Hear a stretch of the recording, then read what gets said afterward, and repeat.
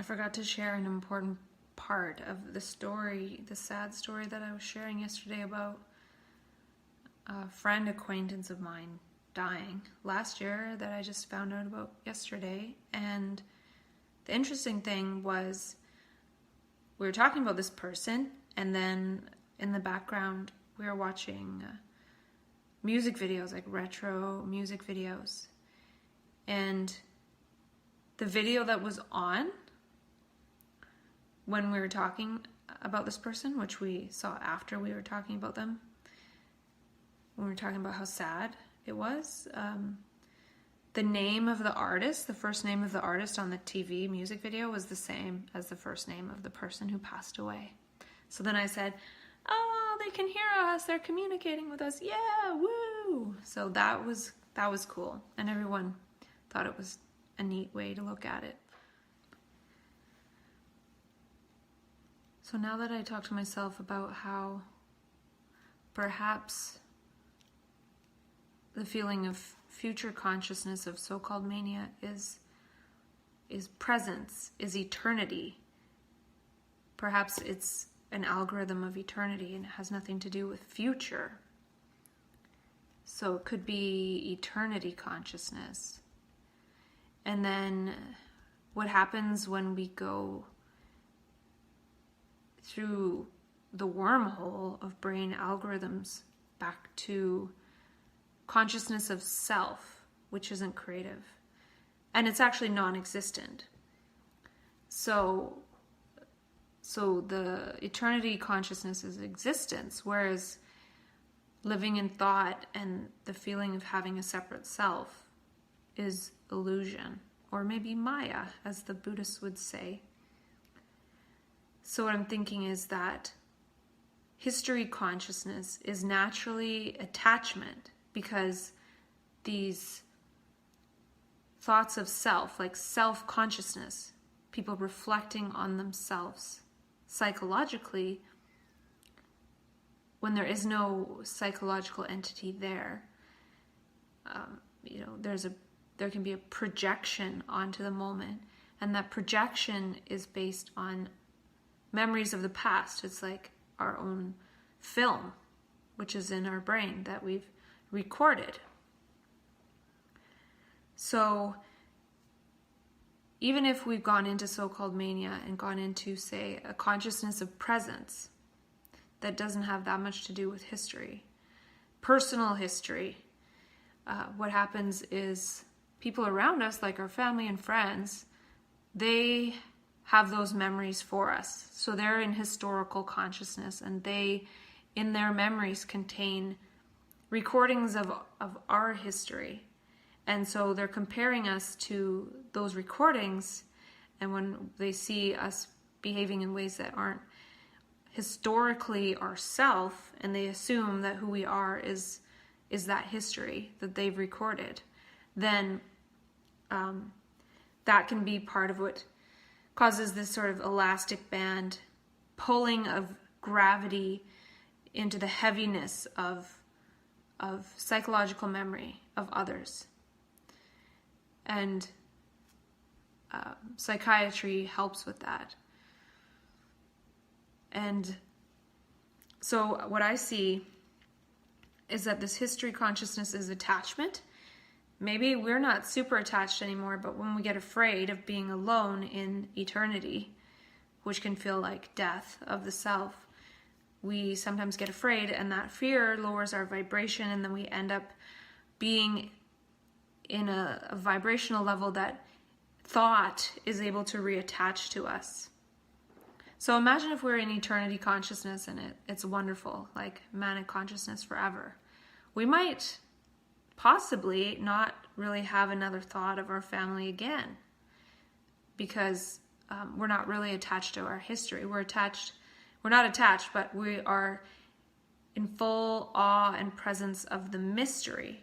So we go from history consciousness based on memories of ourselves, and trying to build on that, and others seeing us that way too, to mystery. And the mystery is a lot more fascinating, though it does require a more energetic brain. So part of what is in the attachment to thought is also becoming better. So eternity consciousness has no concept of a self becoming better, because there is no self there, no separate self, no entity that is thinking. There's perception.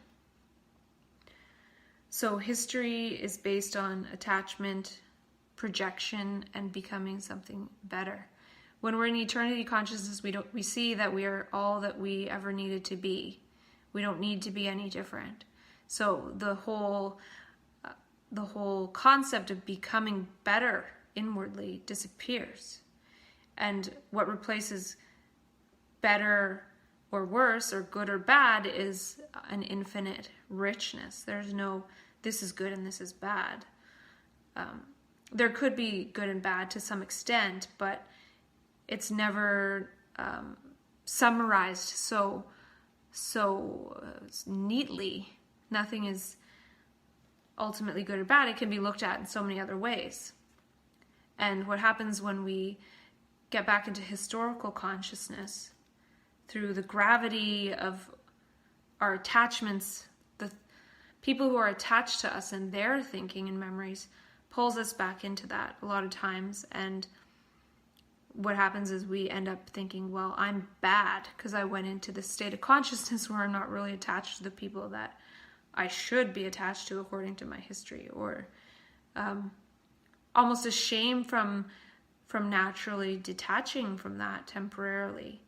And the punishment is that one gets a lower rank in the family system. They get to become this mentally ill person, and they're basically punished for going into eternity and not participating in the family system becoming better or what have you, and all the drama that we're all emotionally addicted to. So again, becoming better, that concept disappears in eternity consciousness. And habits are a part of that too. And if we're in habits, we can't be spontaneous. So we'd want to go from habits to spontaneity. And that requires a certain lifestyle design and lifestyle scaffolding to live that way. Because say we have a certain life design of habit and routine, and we go into eternity consciousness, and we're no longer even attached to our stuff, really. Sometimes we buy a lot more stuff, but we're not really attached to it. Sometimes we get to the point where we want to just give it all away because we're not attached to it. As a gesture of feeling not attached to stuff. But the trouble is, even our stuff that we own and identify with can end up making us gravitate back towards being put in that type of lifestyle routine. So if I didn't have any stuff, I didn't have anything attached to me, then what would happen? And people do that. They go into minimalism and they feel a lot different, or they go into wandering or being a digital nomad or something like that, and they don't have very much stuff. And as a result, they're free to go almost anywhere because they don't have to pay rent to keep their stuff contained. So it's just a different way of living. And our subjectivity, our inner space, is being used for the past. So we have this apparent inner space, the inner private space. It's subjective. And it's like this container, and the whole container is being used up by thoughts of the past, like I this, I should that, blah, blah, which is comparison and measure. One can only say I should do this if I'm comparing to what I'm doing now, which is that. So, and a lot of it is a psychological movement. So it's a matter of moving the psychology in a different way, the inner psychology. So our subjectivity, our I, is being used as a historian. So we're watching our life story, our history sort of play out in our mind's eye and recombine. And if there's this historical algorithm happening, then the creative algorithm can't happen. So, people who are labeled bipolar, they're often thought of, well, it's well known, it's very obvious that people who go into that state of consciousness oftentimes are very creative.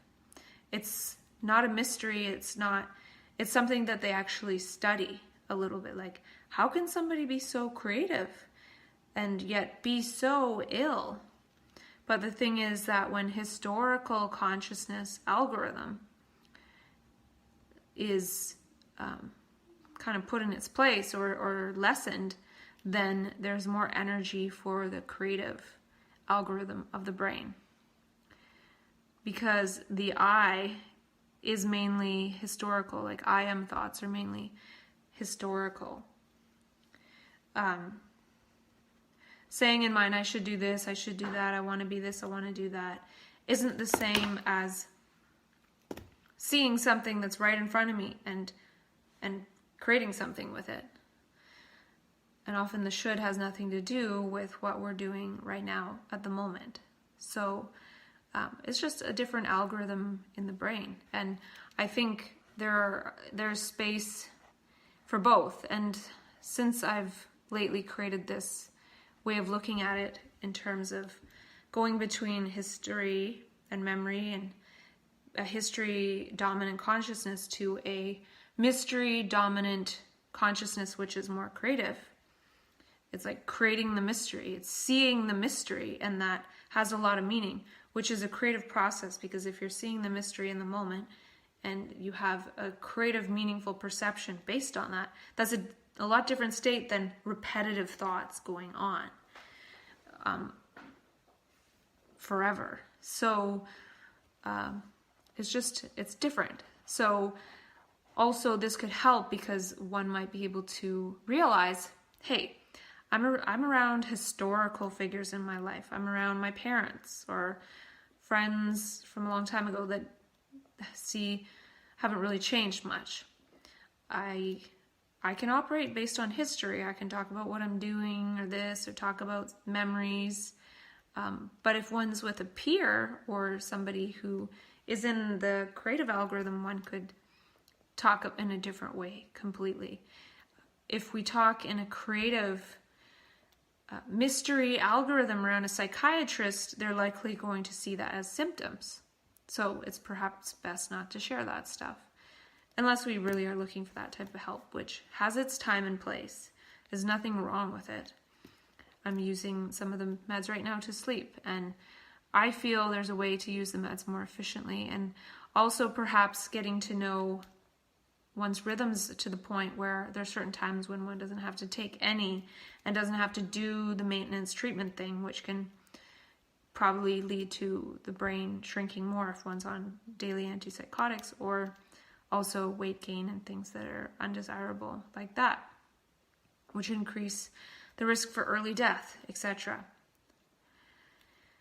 And some of my notes here have a little bit of Steve Pavlina's course on abundance notes, and some days I make more notes than others. I haven't been making that many notes, but really listening to what he's saying. And he talked about violating boundaries, and this makes me think of how I set up this artificial boundary between upstairs and downstairs where I live, even though there's no door separating the two. So just creating my own boundary that way when there wasn't really a boundary there. So, people can violate our boundaries, and figuring out what our boundaries are and what doses we can take of what. So I was thinking in terms of, if we have too high of a dose of, say, family members who look down on us, we might need a higher dose of tranquilizers. Whereas if we lessen the dose of that, it's possible that we might need less tranquilizers. And people can figure out these sorts of things on their own over time. something that helps me figure it out a little bit is the Spire breathing device, because what I've learned from it recently is I've been in my friend's coffee shop when the music is on quite loud, and it's world music, nice music, but when it's on loud, my Spire does tons of minutes of tense breathing. But same music is played pretty much every day, and on the days that it's quieter, I don't have as much tense breathing. So then I can see it's not necessarily music or being in coffee shops or whatever that's bothersome as much as how loud the music is, and that is the main trigger, is the loudness of the music, not the music itself. So I don't have to avoid all situations where music is playing that isn't what I would play. So over time, with observation, one is able to make certain distinctions. And another thing I noticed that wasn't related to the Spire was a couple weeks ago I started watching some episodes of Downton Abbey at night. Sometimes I stayed up till 3 a.m. It was getting a little out of hand, and then I cut it down to like 1 or 2 episodes. Would get to sleep by 12:30. But I noticed how like excited the show made me, like so excited and happy. And so I realized it's kind of like, I don't know if it was just I was getting to the point where I was more energized anyway, or if it helped to bring in the energy, because it was a show that just kind of gets me, I just love the show. It's a great show. So yeah. And I was just thinking that spontaneity creates different behaviors. So perhaps in the future, when more people know about this switch in algorithm of the brain to be more energized and creative, when one is perceiving creatively and meaningfully, that creates different behaviors for sure. And one could say, I am working on my spontaneity. I'm working on being more spontaneous. And spontaneity happens pretty much without any pre-thought, without any pre-formation. So it's hard to stop it from happening in say, so-called mania, but there could be a way to realize when one can shut off that spontaneity. Or, hey, I'm being too spontaneous in how much I'm buying. I'm going to try to stop that. Even me buying these puppets, that was a little bit spontaneous. And I might end up returning them, because if I had my own space, I would keep them. But I'm not really able to talk loudly like I am right now and use puppets as much here. So it could be a good idea, but maybe not the right time. But I don't regret it, because maybe somebody will watch this and be like, hey, I want to create my own meaningful puppet show of being silly like this. So perhaps something I could do is act on those things that I see as creative, and then return them or something, because it was a creative idea, but maybe I'm not going to go with it too far. Maybe I'll keep the dinosaur, and maybe one day get a different monkey that doesn't have flat affect. Maybe after I talk to him long enough, he'll magically transform into a monkey that can talk properly, because they're not as flat. And in terms of the history to creativity type switch, our history is on the inside. It's in our inner subjectivity, in the inner space, if it's talking on about itself. And our creativity is also in that space. So if we have too much history going on, we can't have as much creativity going on.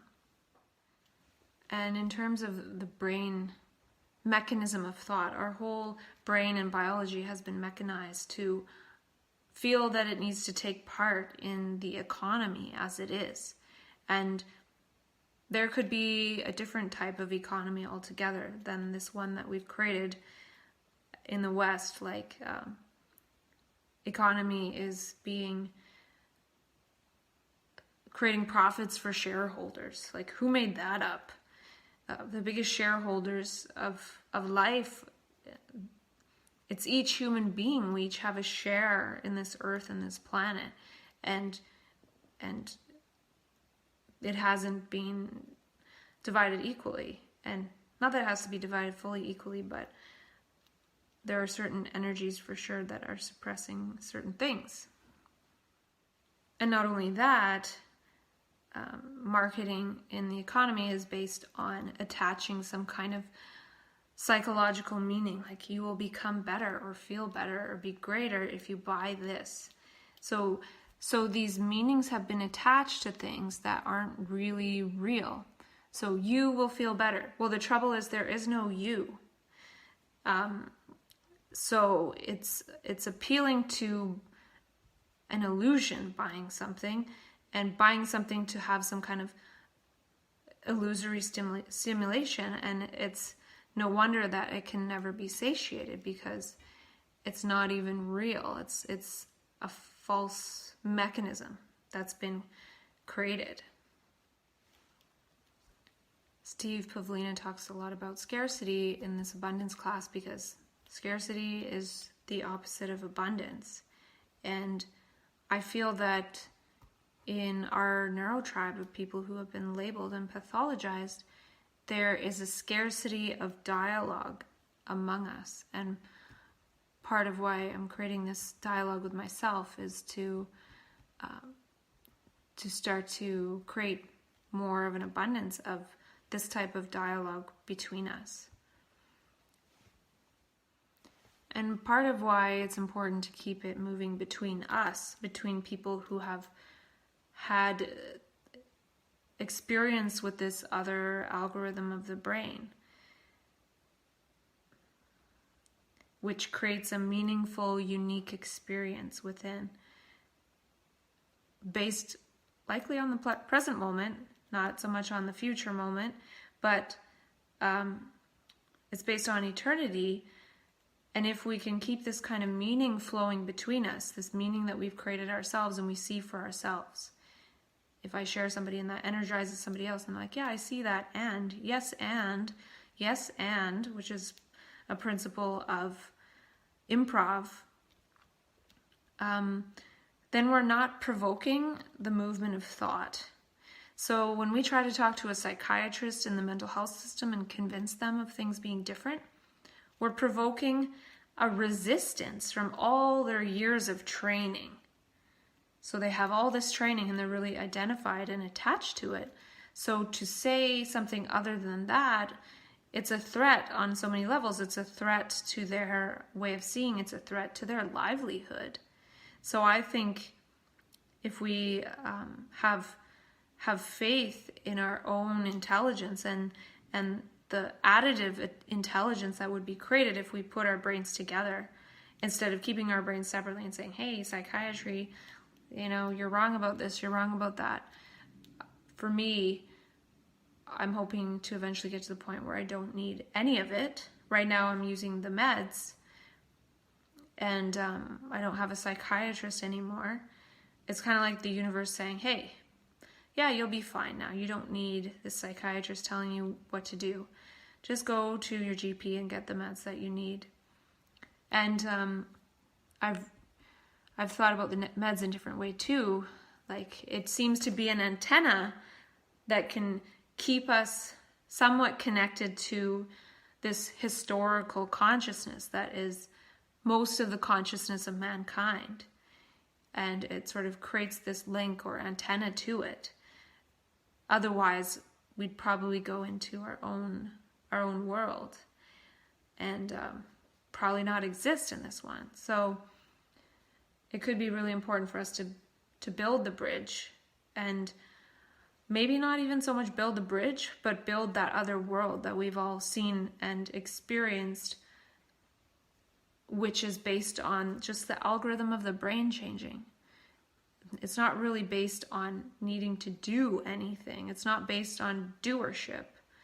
It could be based on seership and being able to perceive what is really happening now, and not through the illusions of thought, and how thought and experience that we've been conditioned with have programmed our senses to make something salient that's not really even there. So we're seeing an illusion, and we could see what is actual in any moment. So that leads me to talk a little bit about what I wrote down today, because I'm kind of at the beginning of my last notebook, and then I have an older one than that, and then I have a newer one that I'm starting on. But I was writing down something about, which I'll get to later more, but I was writing about how, if this B elixir stuff that I took today improves executive function, which is memory, and cognition, which is based on thought, is there something that would change? Are there certain things that would change the brain's perception of the moment and making meaning and forgetting to make space for perceiving now? And maybe other factors too, but I think there's some factors that are kind of the opposite of what we take to be how the brain should function, that are barriers to perceiving in the moment. And the thing is that when we perceive in the moment, we can energize something that's actual. When we're thinking thoughts, our mind is somewhere that it's not real. One might think so-called mania and psychosis aren't real, but the thing with that is our brain's sort of going all over the place with what might not be real, which is called like a delusion or a hallucination sometimes. But when somebody's stuck in thought consciousness, one is stuck in a very, very small, limited delusion and hallucination. The difference is when the brain opens up, it can go all over the place and create all kinds of beliefs. But people who are in consensus consciousness are stuck in one sort of belief system. And the root of that belief is the belief in a separate self, the belief in the ego, which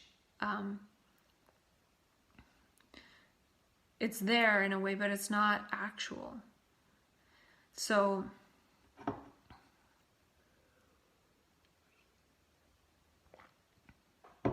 and it's really boring because it's repetitive. I actually don't know what boredom is anymore. I don't remember the last time I was bored. Probably many years ago. So I don't really know what people talk about when they say they're bored. And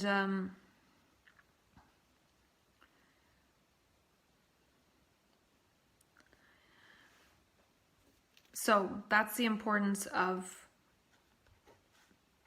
not provoking thought, not provoking systems of thought like psychiatry. Imagine if we created so much meaning amongst ourselves without provoking psychiatry, and then all of a sudden they're hit by this tsunami of meaning and subjective energy that is quite sure about what it is that this experience means.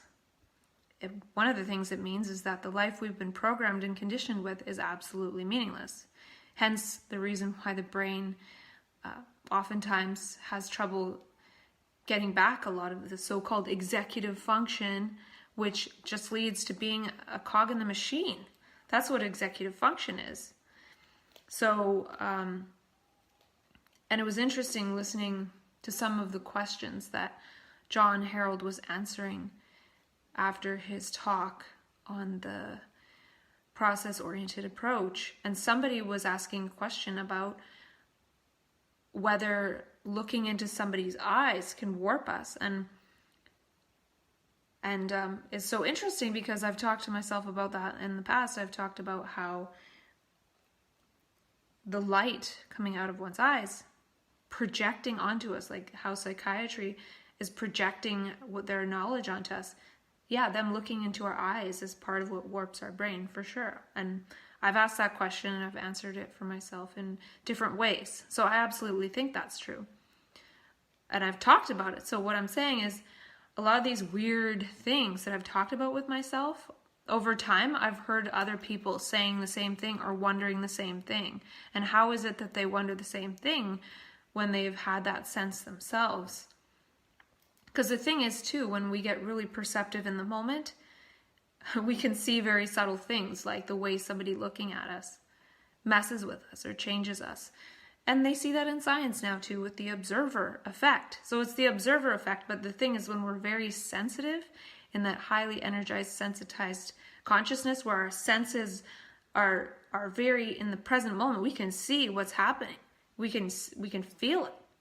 And then we hear inside, like, oh my gosh, the way that they're looking at me is messing me up, or I don't like it. And it's true. But that's just and then we might say, don't look at me, or and freak out, and then we get in trouble. But really, we're responding to something very real. And then there was somebody else that asked another question about something. And I was like, wow, I've also talked to myself about that. So here are people on this call asking things that I've talked to myself about. So I feel that a lot of what I've talked about, other people have thought of themselves, or had an intuition or an insight about themselves. I think that when we start talking to each other more, we'll be like, yeah. And we don't really say that when we're talking to psychiatry. We're like, oh my God, I'm in trouble. This is only trouble. So,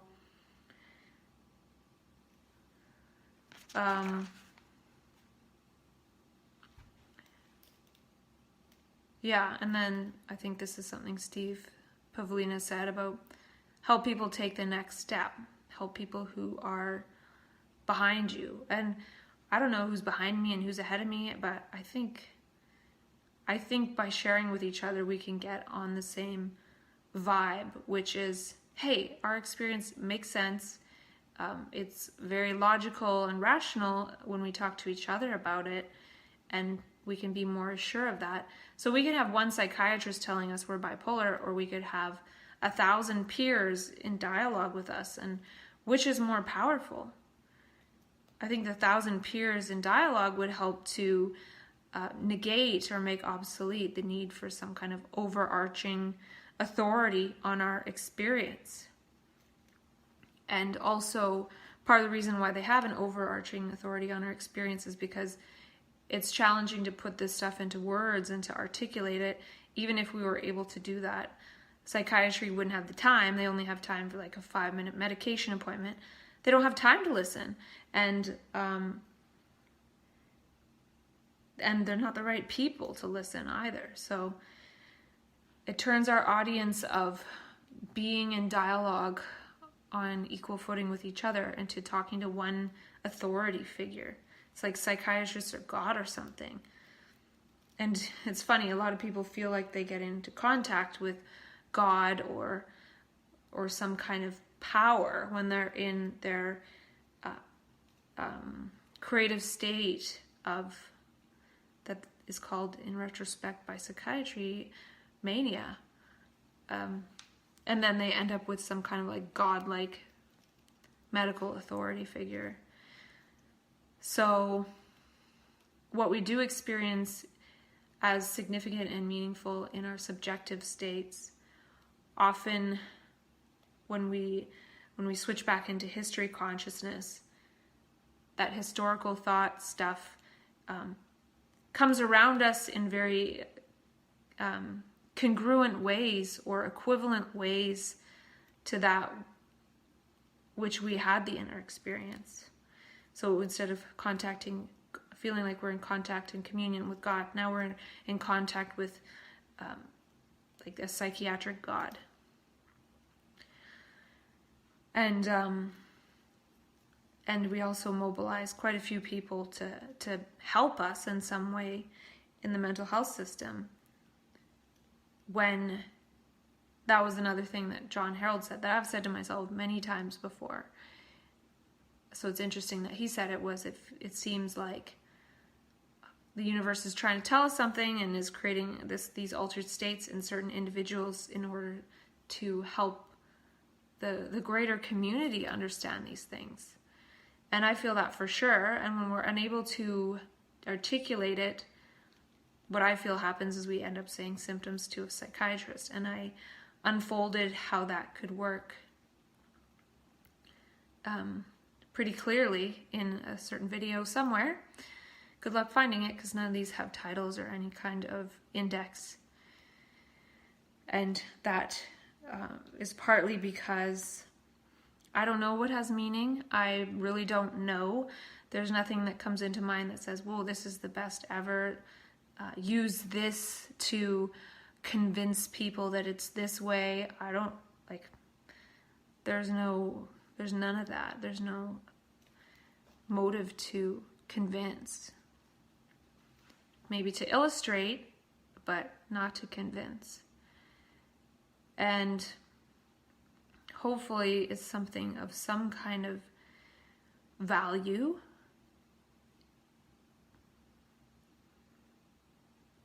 And, they're kind of like bipolar memes. I don't know why I haven't thought of a different word for that, but... And to me, if somebody has been labeled with bipolar and they lose their functionality, it's kind of like the universe emptying our cup of history and thought and conditioning so the universe can fill us up with itself. And, I don't talk too much about the positive side of that. Anyone who's been in that state knows what I'm talking about. And if somebody who's been in the state of mania could say, hey, I wish that everyone be manic forever, all the time, everyone would want that and everyone would really enjoy it. It would be freaking chaos, but that chaos would probably give rise to a new order that was more intelligent. And can we focus on what we've gained? So if we've lost our executive function to some extent, which is based on history and thought, which would be the means by which we're able to operate as a cog in a machine, what have we lost? I don't think we've lost anything. We've gained the ability to see the meaninglessness of that. And then in that, we often gain the capacity to create new meaning. And when we get stuck in grieving the loss of that former state of consciousness, we create a self out of it. We create a problem out of it. And the brain could just be hibernating and resting and waiting for the next time. And if when our brain is slowed down from making meaning, we go back and harvest other aspects of that state, then it's good. Like, imagine if farmers had to harvest all the time when they were planting seeds. That would be a lot of work. So harvest, and then the brain rests and the seeds get planted and start to grow, and then they come up into awareness again. We're able to make more meaning out of it.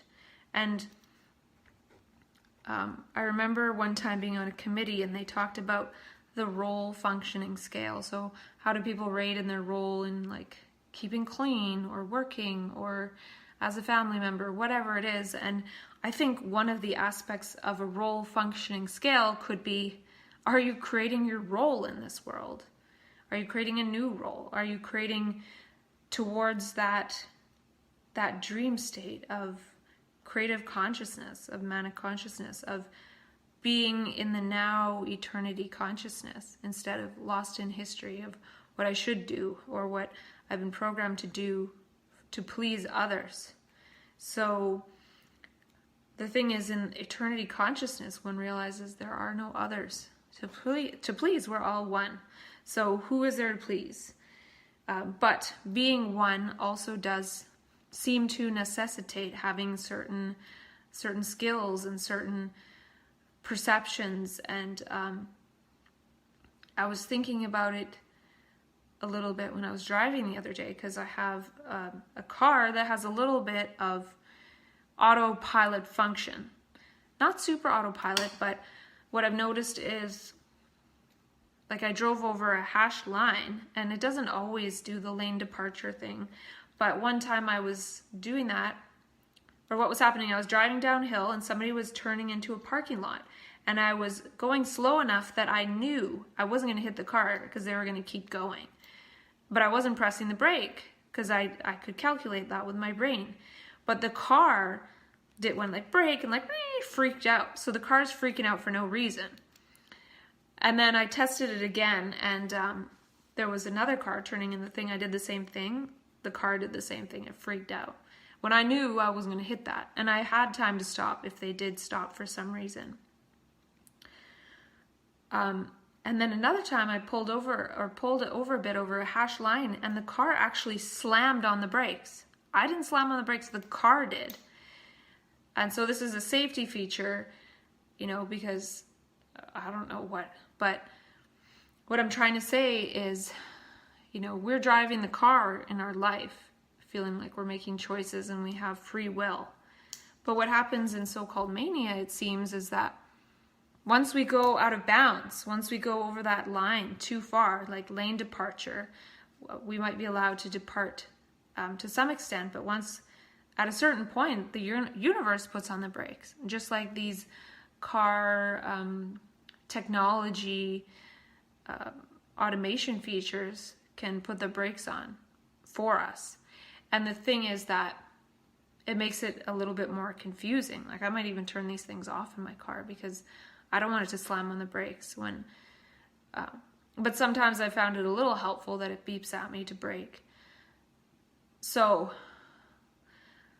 when one realizes there's this power outside of us, it seems, that is guiding us or helping us in some way, it can almost make it a little bit more confusing because, we're driving along in our life, and then all of a sudden the universe puts on the brakes and we don't even see why. We're like, what the hell? So, there is some kind of algorithm in the universe that eventually makes us go back into history consciousness, or, okay, it's time to put on the brakes. It's time to de-energize the brain. Some people experience this in a so-called rapid cycling way. There are different rhythms, so I'm not really sure as much about that type of rhythm. Yeah. So one day it would be nice if enough of us have talked enough about this stuff where it's not a bunch of disjointed memes, but we all sort of understand. We all understand the process of understanding for ourselves in our own subjectivity, that what we understand by perceiving what we see in the moment in our own subjectivity is more important than what we've been told, and have committed to memory and then project and try to move based on that projection. And moving based on a projection and not based on actually what's here now that's the crazy thing.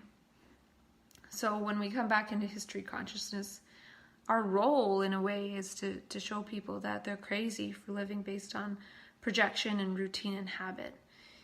And yeah.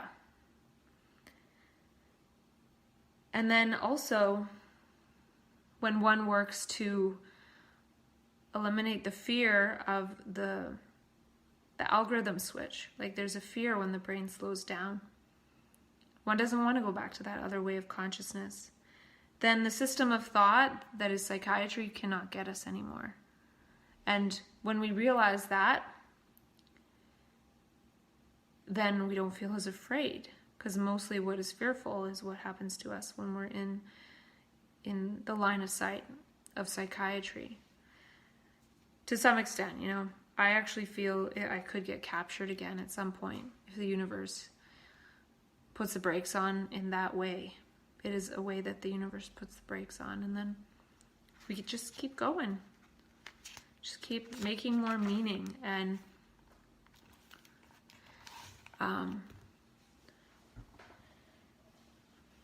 keep going with that. And I've been thinking about how I don't know how much longer I want to make meaning like this. I'll keep going like this for at least another month, and then I will be going to California. Maybe I will decide not to make meaning as much, but really enjoy the people there. Last time I was there for a number of months, I was really focused on tapering off meds, and I did manage to do that and stay off them for 5 months. So I know that that's possible. But it's not as important to me now. It'd be more important for me to be able to connect with people down there. And I'm assuming, based on my experience, that I'll be able to take less meds. And And we'll see how that goes. But again, it's not like a goal for me. Oh, I have to be off the meds. And part of it is because, and I've said this before, because I've built so much meaning for myself, I've gotten to the point where I see what matters. And what matters is light. And the infinite light and energy of the universe cannot be destroyed by a little pill, a little bit of chemical. It can't destroy the brain, ultimately. When the brain is super tied up with thoughts, and then the chemicals go in and they're affecting the thoughts, and nothing new is coming into play, then definitely the brain could shrink. But when one is making meaning for oneself, the meds might be working on the thought circuits, but the more meaning we make, the less we need the thought circuits anyway. Like even this last few months, when my brain executive functioning wasn't really working, I wasn't depressed. I just went out, hung out with friends, went to different places, had a shower, got up every day, just went out and about. There was no depression. I was still able to function because I wasn't trying to do that which my brain couldn't do at that moment. So I wasn't grieving the loss of anything. And I learned a lot. So it could be a matter of figuring that part out. There was no self to get depressed. I wasn't doing anything for the self when I was just going out and eating. I was feeding the body. I was moving the body around in space, but I wasn't trying to really do anything with the doer. And it's the doer realizing that it can't do anything that's depressed. And there is no doer, and the doer's thought. So that's why decoupling from thought is really important. It's quite simply complex.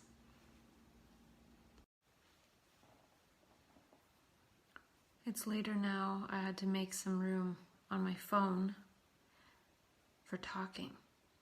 And I kind of don't feel like talking. It feels weird in this space by myself. It just feels so open and cold.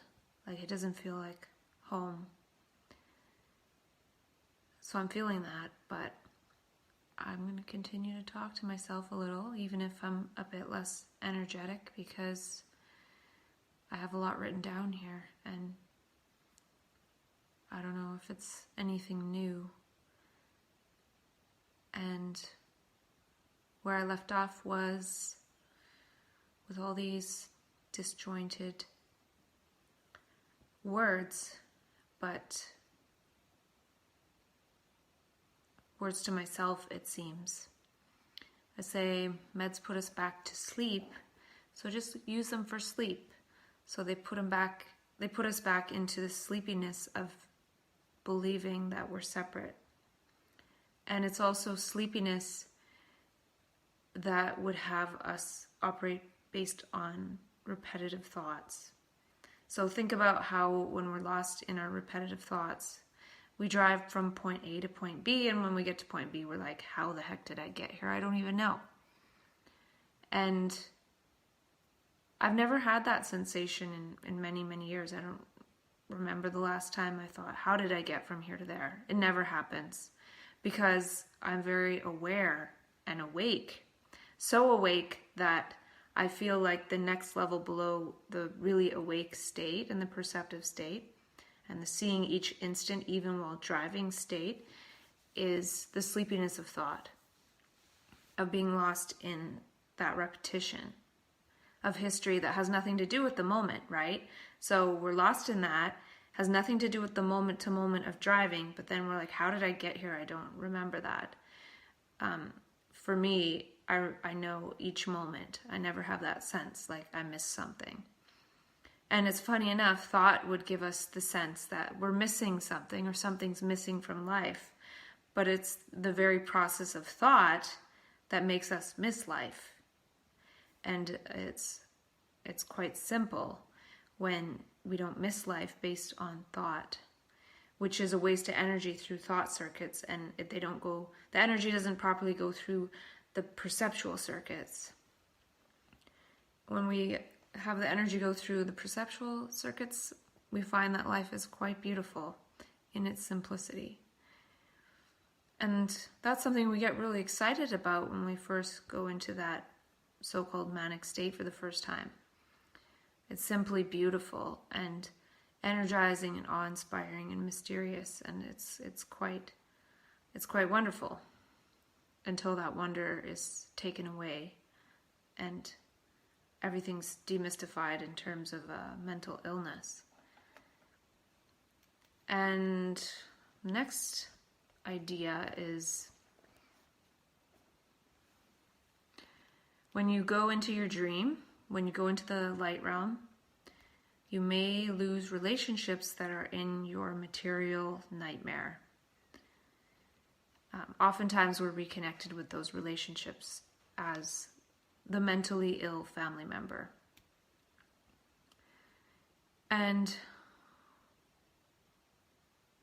I feel like it's possible that when Eckhart Tolle talks about the thinking mind and then watching thought such that it stops and one is connected with the silence of presence and being in the now. Being in the now, that sounds wonderful, but I feel like that could be an intermediate phase. In that if most people around one are lost in thought, I'm kind of like in this now, which feels like a ball. It doesn't feel like everything everywhere always.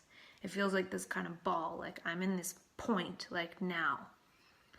I'm not saying that that's what he's implying, but I feel like when there are more people that are present, I think we would start being in dialogue with each other and creating eternity and creating heaven. And I don't know if we would just sit around and look at what's happening in the world. I think we would start seeing that world falling apart and the heaven on earth becoming visible. So I think it's a little bit different, possibly. But who knows? And I remember saying something to Steve Pavlina by email, and he said something which was, mania shared equals inspiration and genius, or something like that. So to me, it's creativity, obviously, inspiration, genius, meaning, perception, a lot of different things. So far, I've kept it mostly to myself, but I'm finding clues that a lot of people like me think in similar ways. So I'm excited at some point to have dialogue about that. And I made a note to myself here, focus on sharing memes and not getting off medication. I was talking about that earlier, about how I'm not so focused on getting off the medication. I feel they'll naturally fall away when the time is right, and I think it provides some kind of tranquilizing antenna to a more tranquilized way of being, which most people are operating in. It sort of allows the brain to stay in a lower energy of processing. And there used to be a thing going around about we only use 5% of our brain, and lately they've said that's not really true. But I think whatever parts of the brain that we don't use, whether it's 95% or what have you, it looks like we're using 95%. If you look at the state of the world, it looks like we're using 5%. But I feel like we need to create and awaken those areas of the brain. It's not necessarily going to happen for us, even though in mania it seems like all systems of the brain come online at the same time and it's sort of just given to us. But I think it's very rare that it stays. So we might think it can just sort of happen, but it still takes work, again, to sort of look at the future in retrospect and kind of decode the mystery of having such a rapid shift in consciousness, and decode what it's trying to show us and tell us and what that means about the nature of reality and so many things. And I think it's something to do with human potential and also a swarm type intelligence, like how insects, social insects, can create such magnificent structures compared to what they are individually. And if we're all working together, we would build something a lot more magnificent than, structures of commerce and then people suffering and those who take a lot of education to help them because they were able to continue on the educational path that marginalizes a lot of different types of brains. And just like those videos I was talking about with that researcher who says that there's a growth mindset and they can tell kids, hey, you can grow your brain, you can get smarter, blah, blah, blah. And they do end up getting a lot smarter than if it's seen as something that is inborn in us. And it seems I made a note to myself, sit here still and share the memes and not go off into manic ecstasy. So I could go off into manic ecstasy, but I'm pretty sure I'd turn into light and no longer exist in the material realm. And maybe I'll test that one day, but, if I'm right, only I will know, and I won't be, I want to say here anymore, but I should say there, as in the past, in the history. I'll be here in the now, which is eternity in heaven on earth, and people will be lost in whatever they're lost in. So here I am, sitting here, not acting like a maniac, and all the manic action, it could take like one manic gesture. It's probably infinitely more powerful than 10,000 words. But I'm going to sit here and be a talking head, because if I go off into doing gestures of that, then people notice a lot more than me talking to myself on my phone alone. And create light with words. We think words are sound. They're sound.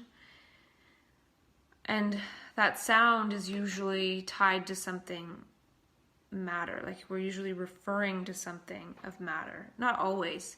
But the sounds we make are tied into our brain cells and the matter of our facial structure and everything that's able to make the sounds. So it is tied into matter. And there are certain words that point to light, that make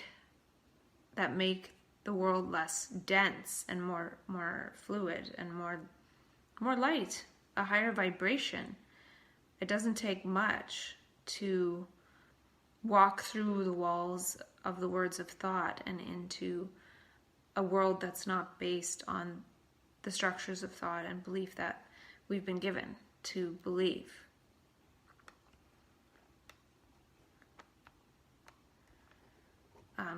They've been given to us to give into. So, also, I was thinking about nations, and there could be I'll say the word, bipolar nation of people who are part of one nation, not based on lines on a map, on arbitrary lines on a map and where one is born, but on brain resonance and brain algorithms and level of vibration. The ability to shift states from being this dense material thought form of a body to being a light body that's based on subjectivity of perception in the moment.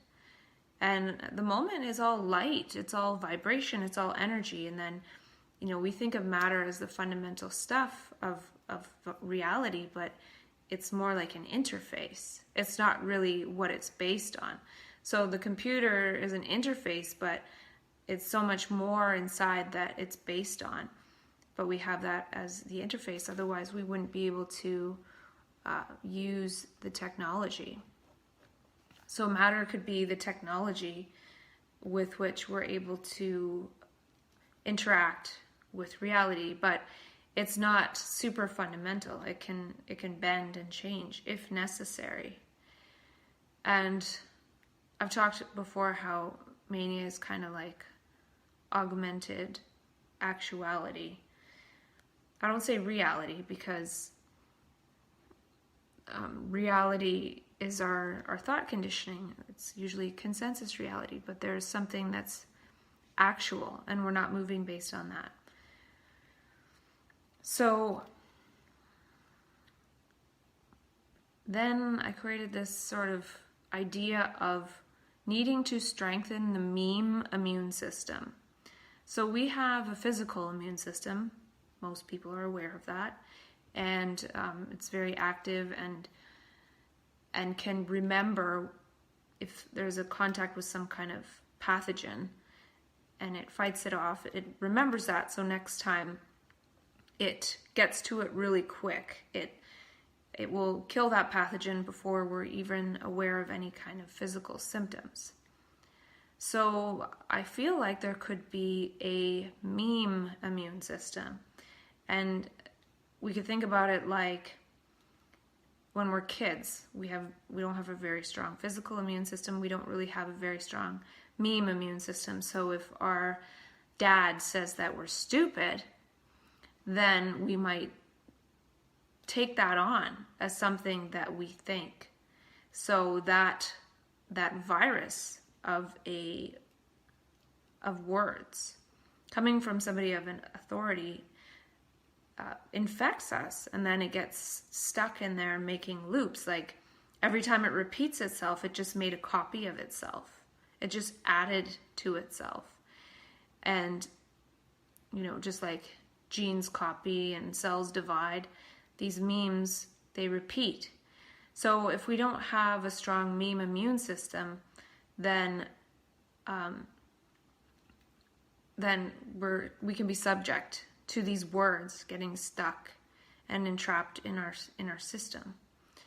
And so, for example, if we get diagnosed with a mental illness and a psychiatrist says, hey, you have bipolar disorder, you're going to have to take these meds forever, you're going to be in and out of the hospital, take your meds, blah, blah, blah. If we've never heard that before and we've never experienced that kind of health authority coming at us, those years of knowledge stored up in a brain that paid a lot of money to think that way, likely that's going to affect us somehow. So sometimes we believe it, sometimes we don't, sometimes we're a bit confused. And then once we get a little bit of strength, like physical strength or strength in terms of having our own safe space to be, we can start to educate ourselves about other ways of thinking about these things in order to keep those other memes that people are telling us to think away. So that's part of why I've created these memes and this context with myself, because I feel that strengthens my immune system to memes, to words, to mind viruses. And, if I believe what they say, then that guarantees that I'll be walking in the system of mental health for a really long time. But if I don't necessarily believe that, and I decide to create my own context, and one might think, well, why am I doing this so much? I've been talking to myself for a little over 2 years, but a psychiatrist studies for, say, 10 years, maybe 7, I don't know. And, I've talked to maybe 4, 5, 6 different psychiatrists over the years from hospitals and different mental health centers. So if you take 6 psychiatrists times 7 years of education, that's 42 years of studying. And they study for how many hours a day? So for me to talk to myself and write stuff out for probably on average an hour a day or half an hour a day, and the time it takes to write stuff out and the time it takes for it to come to mind, that's nothing compared to how much these psychiatrists have studied, let alone pharmacists, let alone mental health workers and clinicians and pharmacy assistants and psych nurses. So there is years and years and years and years and years of memes and thousands of square kilometers of brain cells that are moving in this, and those brain cells are moving people wearing white coats with different pills that have been created over many years. So I feel it's really important to talk to myself as much as I can and create as many different ways of thinking about it. And hopefully one day, maybe not my lifetime, but maybe I won't need to talk about extrapolating from mental health. I'll be able to create memes. I'll be able to create meaning and enjoy it and share it with other people. And they'll be able to have joy in it, just like people being happy in mania and celebrating life, just like little kids do, until we train that out of them. And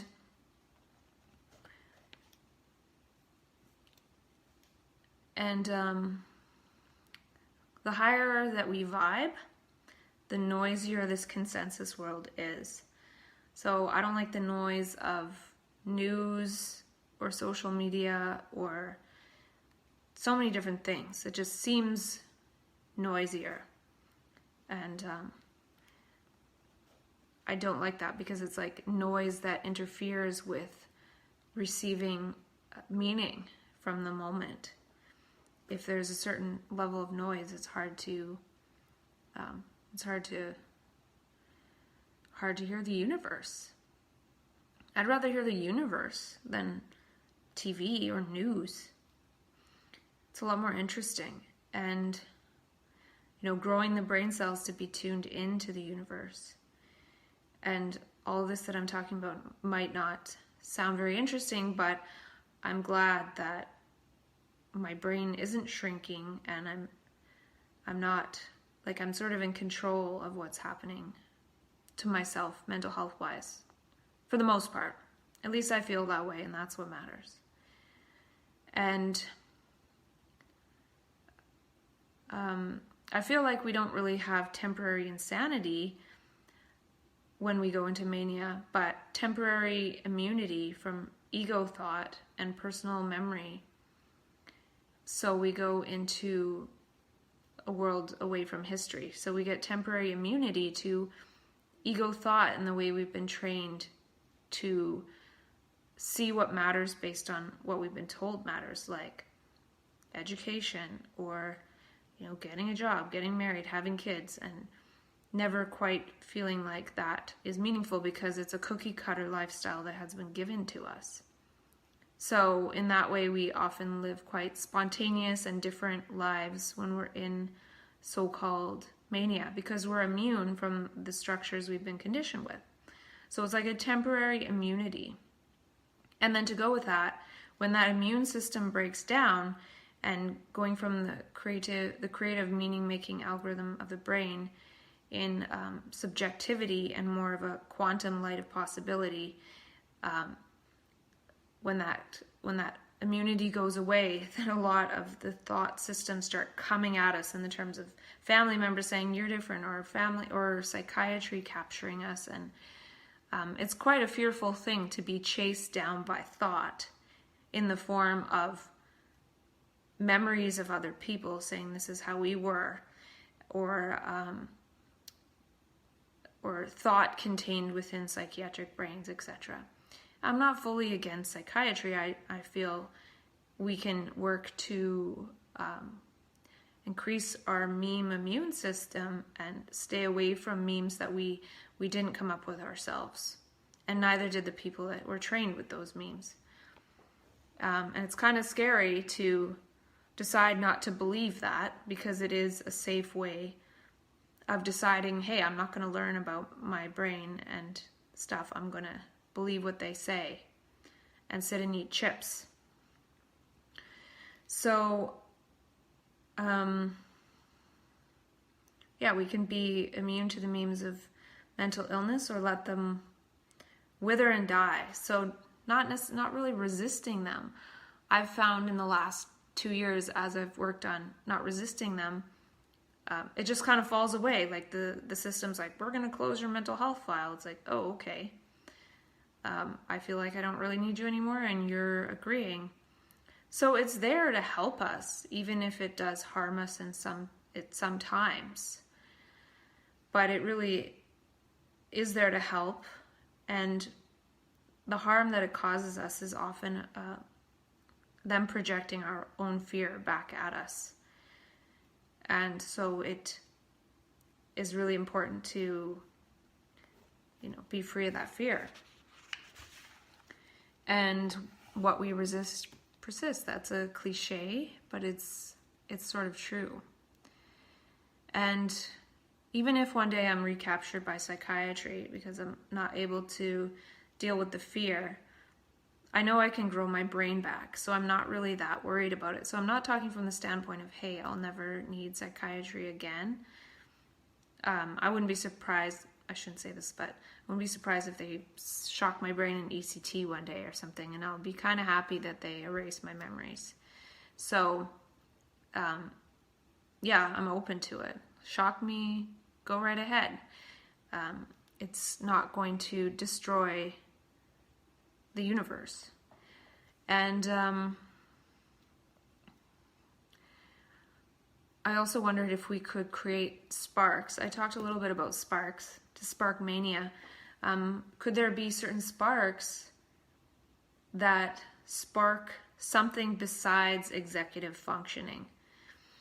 I was talking recently about the executive functioning we have has been conditioned into us. And part of what this switch into so-called mania or higher energetic states of the brain is doing is trying to create new circuits of functioning in different ways that aren't going to destroy the planet, that aren't going to destroy other people, blah, blah, blah, So are there sparks that would spark that? The mental health recovery systems, like we need to try to spark people, to motivate people to be excited about going to get a job at McDonald's and making a little bit of money on top of this and that, and then, being happy that they can only afford to sit in their apartment with Netflix the rest of the time.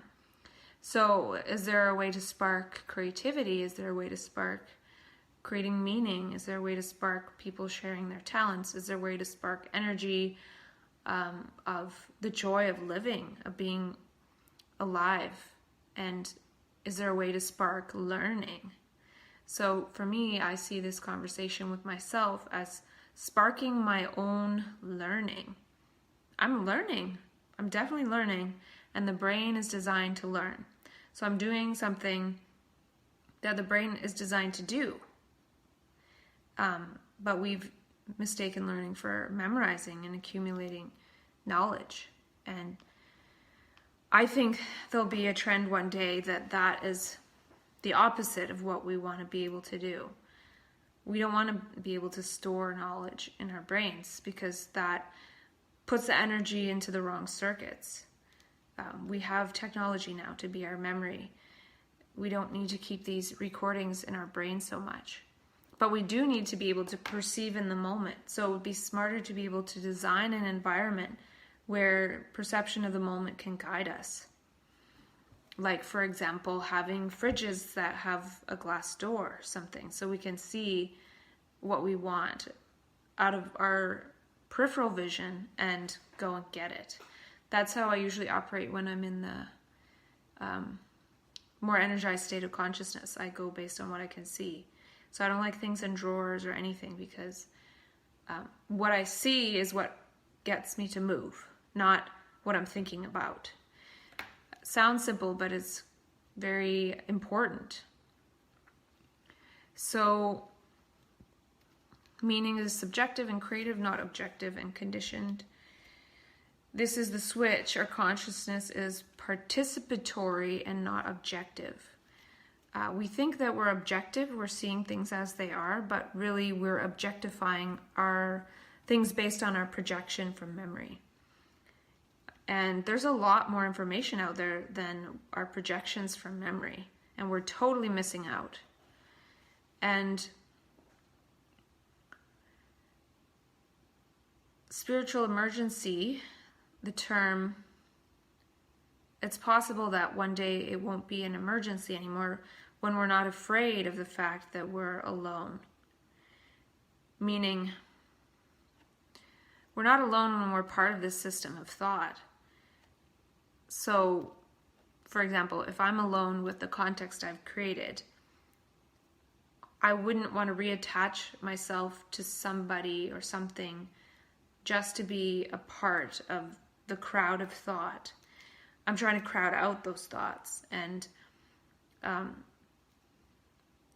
it really is to be alone, and that's part of the fear of the transition between the modes of the brain. Is there's a real feeling of the terror of loneliness at a certain point.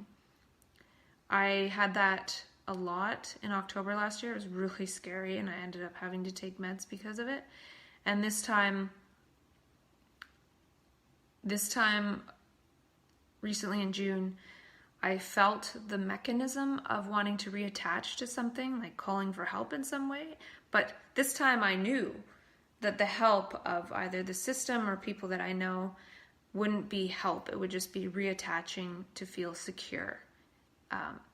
Be reattaching to the movement of egos. So I decided to be alone with it, and that wasn't as scary this time around.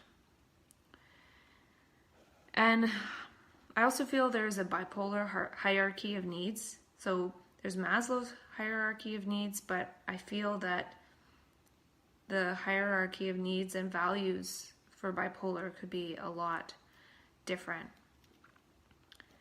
And I was watching a couple of videos by Peter Breggin, Dr. Peter Breggin, on his website, and he is anti-psychiatry. I'm not fully anti-psychiatry, even though it sounds like it. I'm pro using your own brain to use the tools of psychiatry as you decide, not needing them to lord over us and like spoon feed us medication and keep us feeling like we're going to be dependent on them forever. And one thing he said in one of the videos that struck me is he was saying that medications only work by making you less of who you really are. And I think that's true. I think that I take meds to remain less of who I really am because none of us know who we are. And that's part of the trick of it all. Is it's not that I'm mentally ill or someone else is mentally ill, is that none of us know who we really are.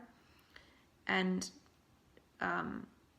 there's probably something more to that, but and we don't know the nature of reality. So we are the nature of reality. We are nature, we are reality. So yeah, it does make us less. It makes us feel like we're back in this separate self. It makes us feel like we have this problem of being a mentally ill person. And it puts most of our energy into towards dealing with this problem, this big personal problem. When we go into those altered states, oftentimes we can see the world's problems playing out before us, and we feel pretty powerless to change it. But often, since we feel powerless, we often end up kicking and screaming and yelling and miscommunicating because we just are very reactive in the moment. We can see what's happening and we give voice to that in a very energized way, and people generally don't like that. So, because we're saying they have to change. And since people don't want to change, we get changed into a mental patient. And it's interesting, I was listening to the rest of John Harold's video on process work, and he was saying the same sort of thing that I've said, but he said it in a different way. He said, people around somebody who's being pathologized need to own some of their madness. And if they take on some of their own madness, then that person who's being called mentally ill will feel a bit lighter because other people are taking it on too. Not that everyone has to act crazy or be crazy, but I've said the same thing. Like, it seems to sort of funnel into certain people who are empathic, or maybe it doesn't even funnel into people who are empathic. Maybe it just funnels into random people hoping that one will figure out how to communicate some of this and say, hey, you know, some of us are really affected by the structure of society. It's not designed for a lot of people to be successful. We don't even know what success is. We think success is productivity and functioning. And we're conditioned to think that because that's what keeps the economy going. I don't think human beings are meant to be products of productivity. That's just weird.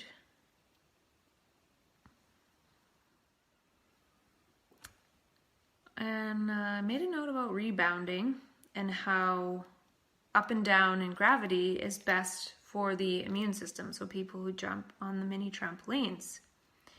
And I compared that to so-called bipolar, where we kind of go up and down in consciousness or in, quote, mood. I don't really believe in moods. I think that's a characteristic of the self, which isn't there. And when we eliminate the self, we don't necessarily have moods. We have, it's a different thing. And I know that because this last time I didn't experience a depressed mood when I was going out and about. And so I don't get up and down moods. It's when one is in alignment with how one can function in certain energetic states of the brain, there's no mood. It's a fact, and one operates based on that. So the bipolar rhythm of up and down in consciousness, which I think consciousness is a field like gravity,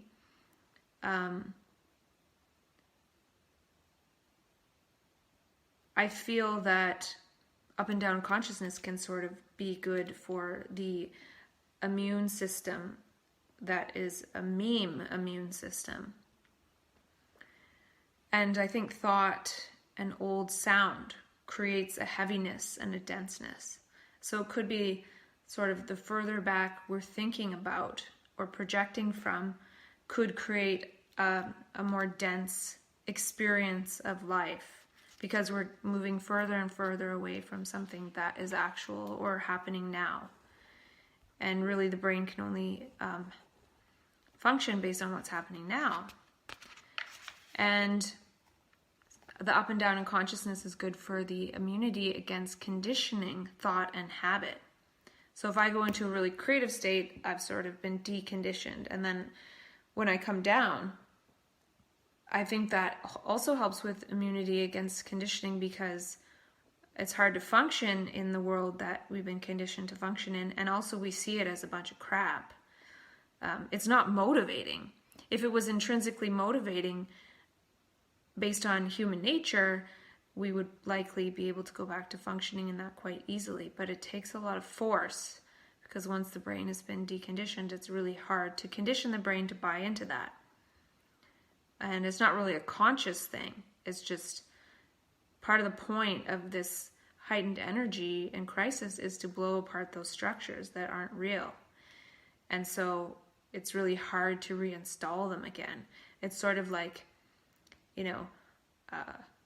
taking the hard drive film, that little disc in there, and like putting a big scratch on it. It's going to be really hard to save any data in there. And that also lends to the idea that I've created that forgetting is more important in functioning not based on memory, habit, and executive function as we know it as conditioned consciousness is perhaps more important. And I think that's part of what I learned last time. And also in the heightened consciousness, we do get new information and memes and meaning. So that also lends to shaking off the conditioned consciousness. So one could think of the up and down rhythm of so-called bipolar as shaking off old thought patterns that we've been given. So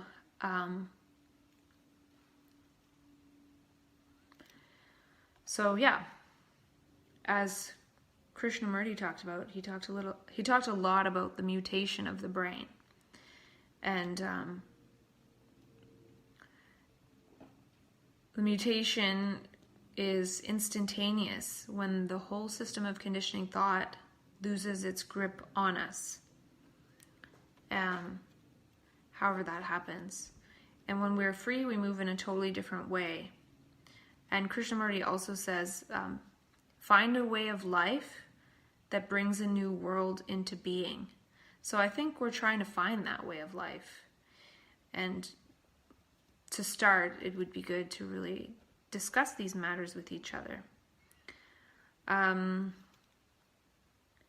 So we've already experienced, if we have been manic, the downfall of going too far into ecstasy.